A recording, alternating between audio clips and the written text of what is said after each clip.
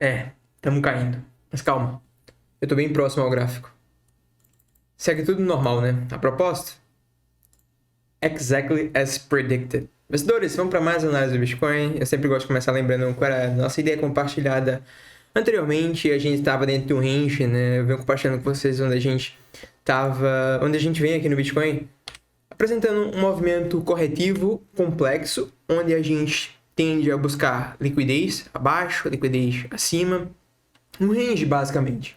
As faixas onde a gente tem mais interesse, um terço abaixo para comprar, um terço acima para vender, em especial quando a gente captura liquidez acima de topos importantes e abaixo de fundos importantes, como foi essa liquidez abaixo dos fundos, correto? Foi assim que a gente vem se comportando dentro desse range do Bitcoin. A gente, na nossa última análise, estava se aproximando do meio do range, a faixa que mais teve negociação. Por isso, a gente precisou ter um pouco de cautela, né? Além de ser uma faixa de resistência, analisando o volume negociado, além de ser uma faixa de stop loss hunt, a gente chegou inclusive a capturar a liquidez acima desse topo, né, antes de fazer essa correçãozinha no curto prazo. A gente também estava no nível ali de 0,68 da pernada do movimento aqui de baixo. Então, de fato, um movimento, uma faixa um pouco complexa, e a gente tinha visto também que tinha algumas ordens ali fazendo pressão vendedora exatamente naquela região, né? Terminou o preço segurando de fato naquele nível. Porém, eu sigo bastante otimista, tá? A gente vinha planejado aqui uma possível compra no Bitcoin, caso a gente fizesse essa retração, e essa retração está acontecendo. Porém, ela pode não chegar até o ponto onde eu estou de olho aí para fazer essa compra. Eu vou estar mencionando aqui as próximas faixas que eu estou de olho para possíveis operações no Bitcoin. Também quero compartilhar uma minha visão do S&P, porque acredito que tem grande chance do S&P ter formado fundo. Inclusive, talvez termine ajudando aí o Bitcoin a concretizar o movimento que a gente vem esperando, que é a continuação do movimento de alta. Mas antes de eu compartilhar com vocês essa faixa que eu estou de olho para possíveis operações, vamos analisar como é que foi o comportamento do sentimento nessa faixa. Primeiramente, a gente viu ali as ordens, né? E de ontem para hoje, a gente viu uma leve divergência bearish acontecendo no CVD. Observe aqui, a gente primeiro já estava na faixa de oferta, essa faixa aqui no meio do range, eu posso captar liquidez. A gente viu um leve pior aqui com um aumento do long short ratio, aumento do open interest, long short ratio, razão entre longs e shorts, se o ratio está subindo, a gente pode estar diante de contas entrando em long, em especial se a gente tem um aumento do open interest. A gente teve sim um leve aumento do open interest. Outra informação que a gente viu foi uma divergência apresentando aqui no CVD, onde o CVD começou a romper topo, enquanto o preço não rompeu o topo. Na verdade, o CVD formando topos iguais, enquanto o preço não estava rompendo. Tanto este linha branca, tanto aqui linha amarela, que é o CVD agregado, mostrando para a gente uma possível redistribuição local, na faixa bem propícia para isso acontecer. Bem, da mesma forma que isso aqui bearish terminou impulsionando o movimento para baixo, eu tenho indícios aqui mais bullish através dos mesmos indicadores, sinais mais bullish, em especial se a gente dá um zoom out. Deixa eu limpar os demais indicadores aqui e vamos entender o que eu estou falando. Basicamente, a gente está vendo um CVD, esse primeiro, linha branca, CVD da Bybit perdendo fundos, enquanto o preço não está perdendo fundos, muito positivo. E o CVD agregado, esta linha amarela, não está formando uma divergência tão grande quanto esse CVD da Bybit, mas sim, a gente já vê uma divergência também. Observe que a gente está aqui com fundos iguais no CVD, entre esse fundinho, e o preço formando fundos mais altos ainda. Então tem sim, nesse CVD também, divergências bullish. Fora isso, a gente também enxerga no book mais um sinal positivo, que é o bastante ordens aqui abaixo, correto?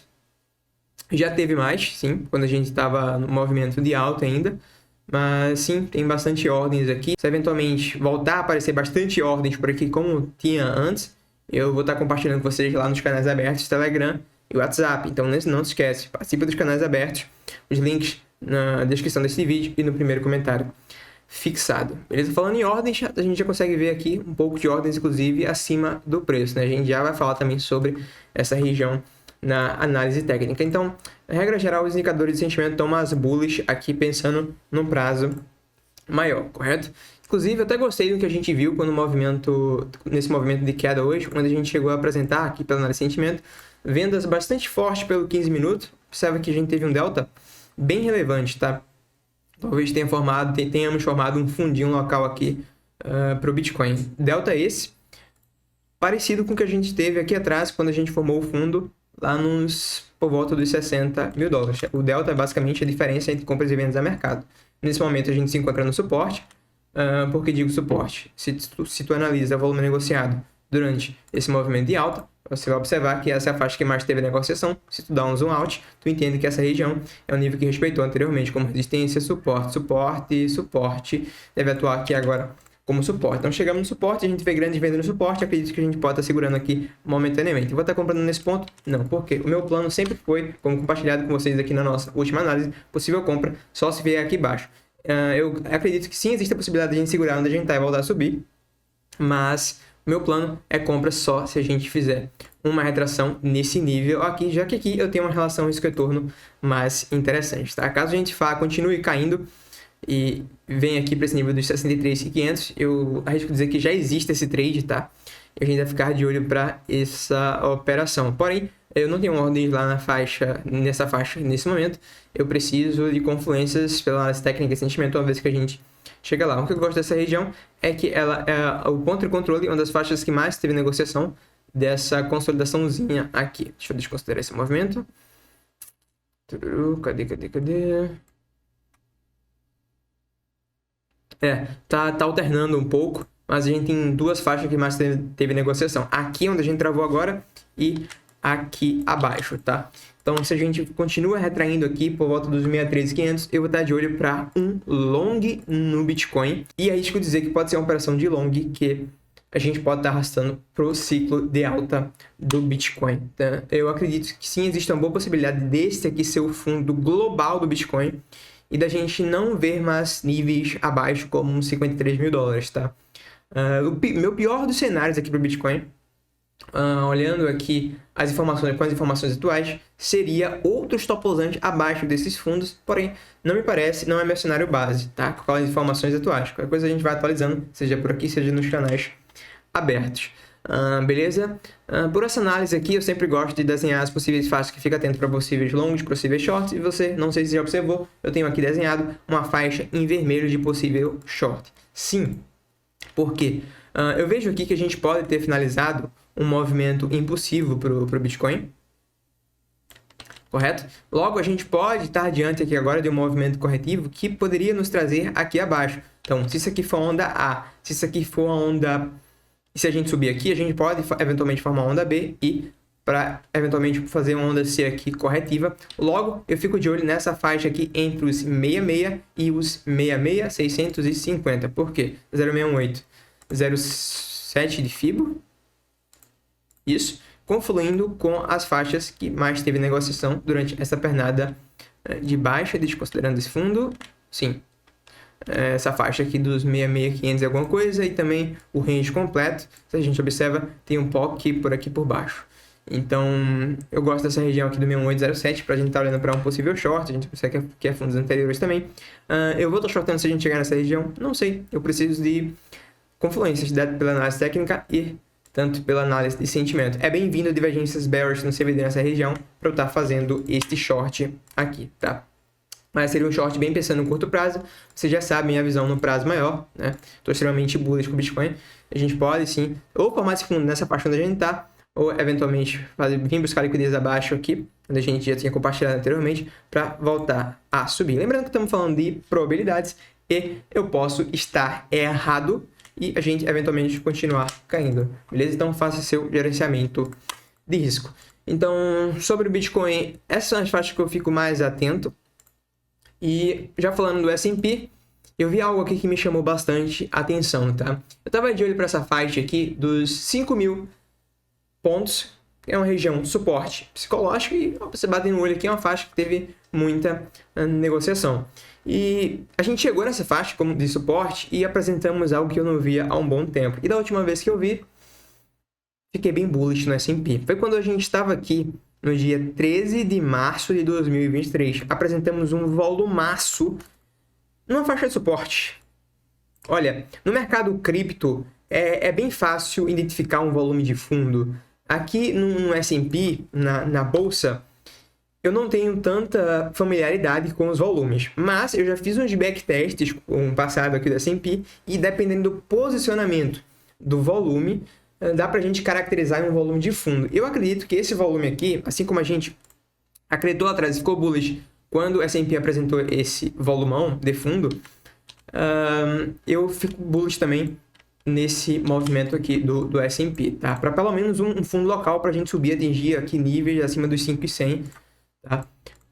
Se a gente observa, a gente inclusive mudou a estrutura aqui, né? O S&P vinha formando topos cada vez mais baixo, e a gente muda a estrutura, que chegou inclusive a ganhar esse topo aqui, tem uns fechamentos acima, então bem legal isso aqui. Tô sabendo que tem economista shortando S&P, eu não vou falar quem é, se você quiser falar quem é, deixa aí nos comentários, mas pela análise técnica, eu sairia no even se eu tivesse vendido no S&P. E eu não opero S&P, mas se eu operasse, estaria de olho para esse nível aqui dos 5.020 até os 4.970, 0,68, entre 0,5 e 0,7, tá? Para pegar um long apostando na alta do ativo. Eu vejo que a gente sim vai ter resistências acima, tá? Esse nível aqui dos 5.150 até os 5.220.